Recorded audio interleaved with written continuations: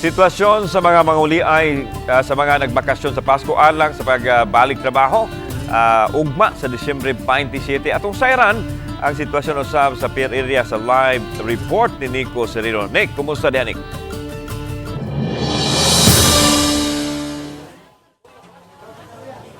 Yes lan, pipila ka adlaw sa di pa ang pagsugat nato sa bag-ong tuig. Midag sa nasab kini mga pasahero nga muuli sa ilang tagsa-tagsa ka mga lalawigan o mga dakbayan aron na makigsaulog niini kauban ang ilang mga pamilya.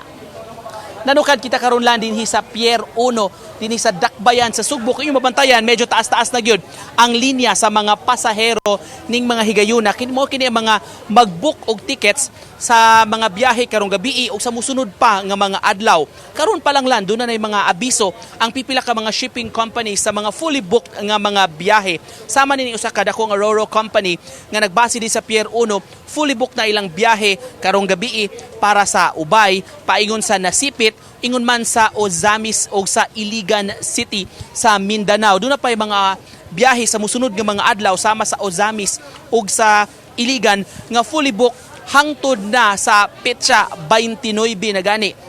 Wala na makuha nga mga tickets. Ang uban hinuon nga mga shipping companies lang, doon na pa yung mga tickets. O gani, taas-taas ang biyahe nga mo gi-cater karon sa lain nga mga kumpanya ang mga pasahero nga nag-abot-abot dinhi aron makauli o makasaulog sa bagong tuig sa ilang mga tagsa-tagsa nga mga lugar. Medyo bugat-bugat sab ang dagan sa trapiko pasulod dinhi sa ganghaan sa Pier 1 lan. O gani doon na yung mga staff sa Sitom, ingon man mga sakop sa task force kasaligan nga nagman mismo sa trapiko dinhi sa gawas dinhi sa karsada pasulod sa Pier 1 aron ma-manage ang traffic. Kay medyo heavy gyud ang volume sa mga sakyanan nga pasulod dinhi kining mga mag-drop off og mga pasahero paingon sa passenger terminal 1. Himutang ta karon dinhi sa usa ka shipping company lan. Biyahe karong gabi Tagbilaran City, doon na sa abiso nga 10 PM fully booked na. Mayong hapon, sir, o sa grupo mo, mga pasahero, asa mo paingon yung biyahe, sir? Sa Tagbilaran mi. Tagbilaran. O, na mo ticket, nakakuha na mo ticket? Oh, nakakuha jud mi. Kami kinalasan. Ay, ako may kinalasan.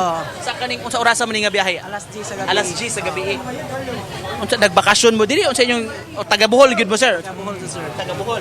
Okay, dili ba lisod ang pagkuha og ticket? Medyo lisod jud siya pero nakaloyan man pod. Nakakuha ra pod mi.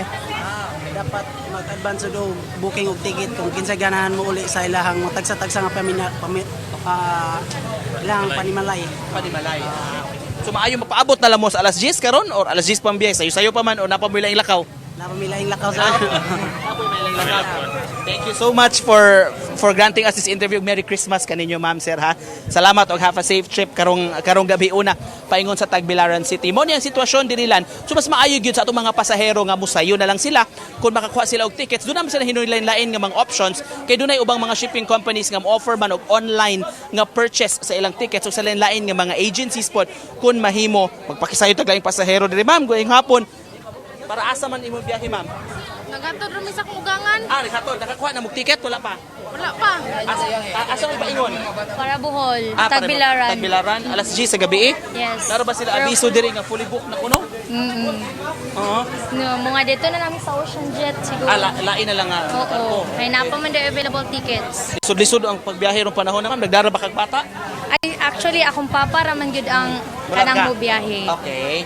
Ang pagkuan lang, ma'am, mas maayo kuno early mo purchase og ticket, no? Lagi, mas maayo gyud kay para dili pareha sa mga karon nga nahutdan na gyud og ticket noon. Salamat, ma'am. Happy trip sa imong father og Merry Christmas kanimo, ma'am. Thank you so much for joining us. Sumaw ka na lang mga abiso lang sab sa mga moari ug dunay biyahe karong gabi sa musunod nga mga adlaw. Mas maayo sab nga mohatag sa og consideration sa traffic ug iyon pagsudiri. So, mas maayong musayo-sayo pag ari sa pantalan aron dili sila mahasol sa ila unya nga pagbiyahe. Mo kanang latest gikan dinhi sa Pier 1 dinhi sa Dakbayan sa Sugbo lan.